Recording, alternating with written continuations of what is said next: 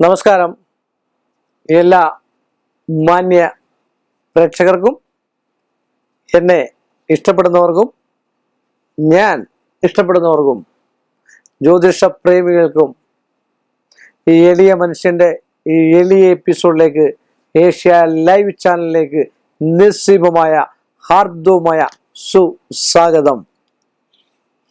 ഒരാൾ കമന്റ് ചെയ്തിരിക്കുകയാണ്,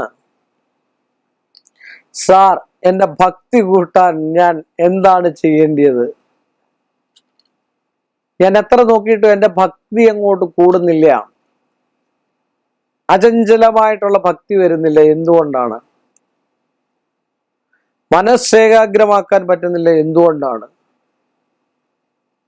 പലർക്കുമുള്ള ടെൻഷൻ, ഒരുപാടുള്ള ആൾക്കാർക്ക് ഉള്ള ഏറ്റവും വലിയ അതിശയോക്തിയുള്ള ഒരു കാര്യമാണിത്.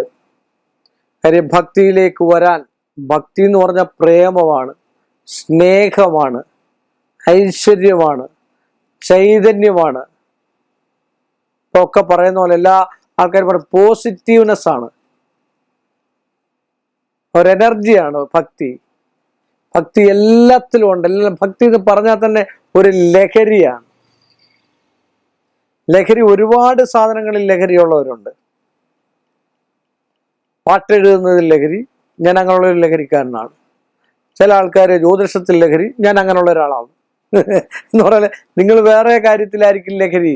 അപ്പൊ അങ്ങനെയുള്ള ഭക്തി അല്ലെ ഈശ്വരാധീനം, ദൈവാധീനം, നല്ലൊരു രസമായിട്ടുള്ള ഒരു കമന്റാണ്. സാർ എനിക്ക് ഭക്തിയില്ല, ഭക്തി കൂട്ടാൻ ഞാൻ എന്ത് ചെയ്യണം? വിദഗ്ധമായ ഐശ്വര്യമായതും വിജ്ഞാനമായിട്ടുള്ള ഒരു ചോദ്യമാണ് ചോദിച്ചത്. ഭക്തി കൂട്ടാൻ നമ്മൾ തന്നെ ശ്രമിക്കണം. നമ്മളിൽ ഉള്ളിലുള്ള ആളിനെ നമ്മൾ തന്നെ അറിയുക. ആർക്കും, ഒരുപാട് ആൾക്കാര് ഞാൻ ആരെ എന്ന ചോദ്യത്തിന് ഉത്തരം കണ്ടുപിടിക്കാൻ കോടാനുകോടി ശങ്കരാചാര്യര് പോലും ഞാൻ ആര്, ഞാൻ എന്ത്, നിങ്ങൾ തന്നെ ഇരുന്ന് ഒരു മിനിറ്റ് ആലോചിച്ച് നോക്കൂ. ഞാൻ ആര്, ഞാൻ എന്ത്, ഞാൻ എന്താണ് പ്രവൃത്തി ചെയ്യുന്നത് എന്നൊക്കെ ഒന്ന് ആലോചിച്ച് നോക്കുക. എന്നിട്ട് ഞാൻ ആര് എന്നുള്ളത് നമ്മളെ തന്നെ അറിയണം. അതാണ് ആദ്യത്തെ ഭക്തിയുടെ ഒരു മാർഗം. ഞാൻ ഏതു മാർഗത്തിൽ കൂടെ പോയി കഴിഞ്ഞാൽ എൻ്റെ മനസ്സിൽ പ്രേമം, സ്നേഹം, ഇഷ്ടം, ഭക്തി ഉണ്ടാവുമെന്ന് നമ്മൾ തിരിച്ചറിയണം. ആ കാലഘട്ടമാണ് കലിയുഗം. എന്ന് കൊല്ലും കൊലയും മാത്രം നടക്കുന്നതും, ആൾക്കാരെ വഞ്ചിക്കുന്നതും ചതിക്കുന്നതും, സാമ്പത്തികത്തിനും മറ്റു കാര്യത്തിനും വേണ്ടിയൊക്കെ വലിച്ചഴക്കുന്നതായിട്ടുള്ള ഒരു കാലഘട്ടമായി ഈ കലിയുഗത്തിൽ ഈ ചോദ്യത്തിന് പ്രസക്തി അങ്ങേയറ്റമാണ്, സംശയമില്ലാത്ത കാര്യമാണ്. ഒരാൾ അങ്ങനെങ്കിലും ചോദിച്ചല്ലോ. ആ ഭക്തി പറഞ്ഞ ആദ്യം നമ്മൾ സ്വയാർജിത സ്വഭാവത്തോടു കൂടി ഏകാഗ്രത ആദ്യം പാലിക്കാൻ ശ്രമിക്കണം. ശ്രമമാണ്, ഏതൊരു കാര്യത്തിന്റെ ശ്രമമാണ്. ഞാൻ ഇന്നയാളാകണമെന്ന് തീരുമാനിച്ചാൽ, ഞാൻ തന്നെ തീരുമാനിച്ചാൽ അത് തന്നെയാകും എന്ന് പോലും പുരാണങ്ങളിൽ പറഞ്ഞിട്ടുണ്ട്. അതിനു വേണ്ടി അഹോരാത്രം നമ്മൾ പണിയെടുക്കണം. എങ്കിൽ മാത്രമേ നമുക്ക് ഭക്തി ഉണ്ടാവുള്ളൂ. ഇന്നത്തെ ഭക്തി എന്നൊക്കെ പറഞ്ഞു കഴിഞ്ഞാൽ അമ്പലത്തിലൊക്കെ ചെന്നാൽ സ്ത്രീകളെയൊക്കെ നോക്കണം, അണിഞ്ഞൊരുങ്ങി 101 പവന്റെ ആഭരണവും ഇട്ട് എന്നെ 10 പേര് കാണണം എന്നുള്ള ഉദ്ദേശത്തോടു കൂടി വരുന്ന സ്ത്രീകളുണ്ട്. ശുദ്ധവൃത്തിയോടും പരമഭക്തിയോടും വരുന്ന സ്ത്രീകളുണ്ട്. അതൊക്കെ പോട്ടെ, ഇതൊക്കെ ദേവപ്രശ്നത്തിന്, ശബരിമലയിലൊക്കെ ദേവപ്രശ്നത്തിന് പങ്കെടുത്തിട്ടുള്ള, അല്ലെങ്കിൽ ഗുരുവായൂരൊക്കെ ഒരുപാട് ദേവപ്രശ്നം നടന്നിട്ടുണ്ട്. അവിടൊക്കെ അവസാനം ഒരു ഒഴിവ് നോക്കും. ഈ ഒരു വർഷം ഭഗവാൻ ഇഷ്ടപ്പെട്ടിട്ട് അല്ലെങ്കിൽ ഇത്രയും കാലത്തിനിടയിലുള്ള സമയത്ത് ഭഗവാൻ ഇഷ്ടപ്പെട്ടിട്ട് അതിനൊരു സ്ഫുടമുണ്ട്. ആ സ്ഫുടം കണക്ക് ചെയ്ത് നോക്കുമ്പോൾ അറിയാം എത്ര പേര് അവിടെ ചെന്നിട്ടുണ്ട് ഭഗവാൻ ഇഷ്ടപ്പെട്ടിട്ട്.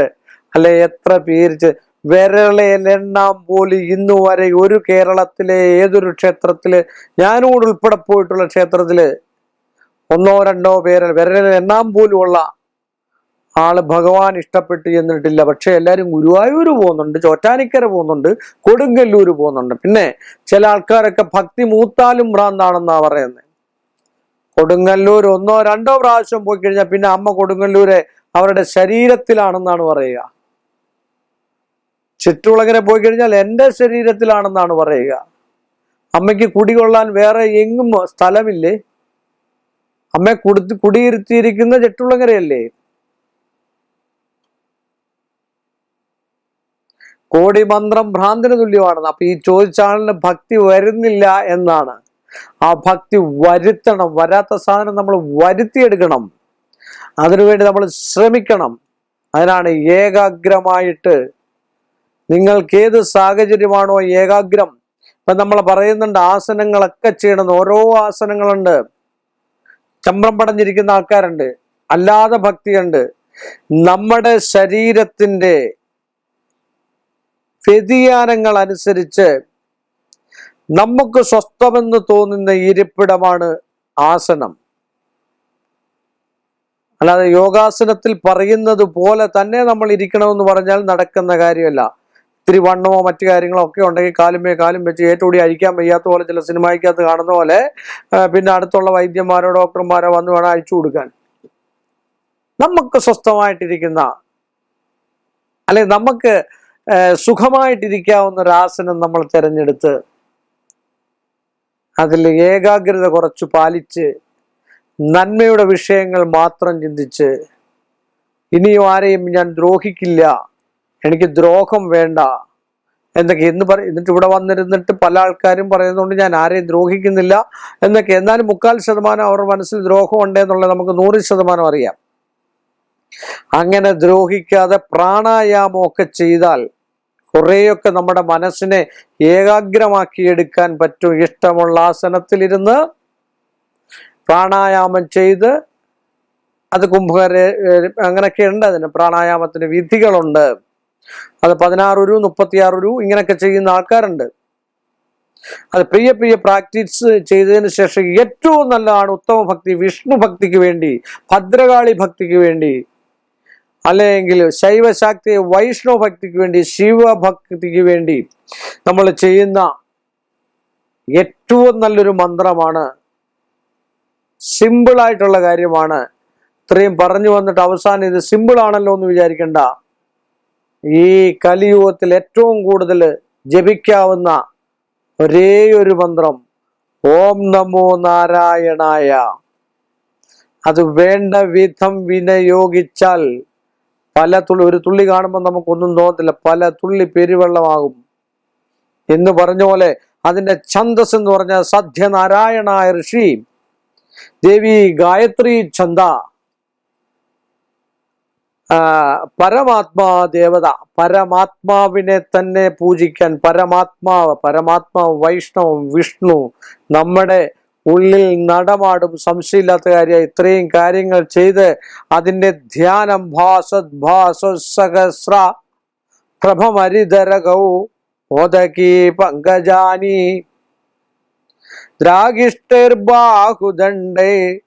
എന്ന് പറയുന്നതായിട്ടുള്ള ആ ഒരു ധ്യാനവും ഗുരുമുഖത്തു നിന്ന് അറിയാവുന്ന ഒരു ഗുരുമുഖത്തു നിന്ന് പഠിക്കണമെന്നാണ് ഞാൻ കൂടുതലൊന്നും പറയാഞ്ഞ്. അപ്പം ഇതിന് പാർശ്വഫലങ്ങളും മറ്റു കാര്യങ്ങളും എന്തൊക്കെ, ഏതൊരു മന്ത്രത്തിനും പാർശ്വഫലങ്ങളുണ്ട്, അത് മനസ്സിലാക്കിയിരിക്കണം. അത് സൽമന്ത്രവാദമാണെങ്കിലും ദുർമന്ത്രവാദങ്ങളും എല്ലാത്തിനും പാർശ്വഫലങ്ങളുണ്ട്. നമ്മളിപ്പോൾ ഒരു അഘോര ജപിച്ചു, അവസാനം നമ്മൾ എന്തിനാണ് മൃത്യുഞ്ജയ മന്ത്രം ജപിക്കുക? നമ്മൾ എന്തെങ്കിലും തെറ്റുകൾ കൂടുതൽ ഉണ്ടായിട്ടുണ്ടെങ്കിൽ അത് മാറിക്കിട്ടാനാണ്, അല്ലേ? നമ്മളെല്ലാം വീടിന് പെയിന്റ് എല്ലാം അടിച്ചു കഴിഞ്ഞാൽ അവസാനം ഒരു ഫിനിഷിംഗ് ഉണ്ട്. ആ ഫിനിഷിങ്ങിന് വേണ്ടിയാണ് ത്രംബകമജാമഹേ സുഗന്ധിം പുഷ്ടിവർദ്ധനം ഉർവാരുകമിക ബന്ധന മൃത്യുമുക്ഷീയമാമൃതാത് എന്ന് പറഞ്ഞ പോലുള്ള ഒരു മന്ത്രമാണ് ഓം നമോ നാരായണായ, ഓം നമോ നാരായണായ, ഓം നമോ വെച്ചാൽ സാക്ഷാൽ ഏറ്റവും മഹാമുനിയായിരിക്കുന്ന നാരദ മഹർഷി പോലും മഹർഷിയാണ്. ഉത്തുംഗ ശൃംഗത്തിൽ എത്തി നിൽക്കുന്ന സംഗീതത്തിൽ പോലും സത്യം മാത്രം പറയുന്ന ആളായിരുന്നു നാരദൻ. പക്ഷെ ഇവിടെ പറയുന്ന അവിടെ പറയുന്നേ ഉള്ളൂ. എന്നോട് പറയുന്ന കാര്യം നിങ്ങളോട് വന്ന് പറയും, നിങ്ങളോട് പറയുന്ന കാര്യം എന്നോട് പറയും. പക്ഷെ അദ്ദേഹം സത്യവാനായിരുന്നു. അതാണ്, സത്യം മാത്രമേ പറയുകയുള്ളായിരുന്നു എന്നാണ് പറയുന്നത്. ചരിത്രം പറയുന്നത് കള്ളം പറയില്ലായിരുന്നു. അങ്ങനെ ഈ ഓം നമോ നാരായണ നിത്യം നിങ്ങൾ 108 തവണ ഇത്രയും പ്രാണായാമം ചെയ്ത് നല്ല ആസനത്തിലിരിക്കൂ. നിങ്ങൾക്ക് ഭക്തി വളരും. 100% സംശയമില്ലാത്ത കാര്യമാണ്. നിങ്ങളുടെ ഹൃദയ ചൈതന്യത്തിൽ ഹൃദയ കമലത്തിൽ മഹാവിഷ്ണു തളിരിടും. സംശയമില്ലാത്ത കാര്യമാണ്. അതുകൊണ്ട് ഭക്തി, ഇച്ചിരി സ്നേഹം കൂടെ ഉണ്ടെങ്കിൽ, ആൾക്കാരുമായിട്ടൊക്കെ ഒരു സ്നേഹവും ദയയും ഒക്കെ ഉണ്ടെങ്കിൽ നമ്മളാകും എന്ന് പറഞ്ഞുകൊണ്ട് ഈ ഒരു എളിയ മനുഷ്യന്റെ ഈ ഒരു ചെറിയ എപ്പിസോഡ് ഇവിടെ അവസാനിപ്പിക്കുന്നു. വീണ്ടും നമ്മൾ തമ്മിൽ കാണുന്നവരെ കാണണ്ടേ. എല്ലാ മാന്യ പ്രേക്ഷകർക്കും എൻ്റെ നിസ്സീമമായ നന്ദിയും ശ്രേഷ്ഠമായ ഭഗവാന്റെ കടപ്പാടും.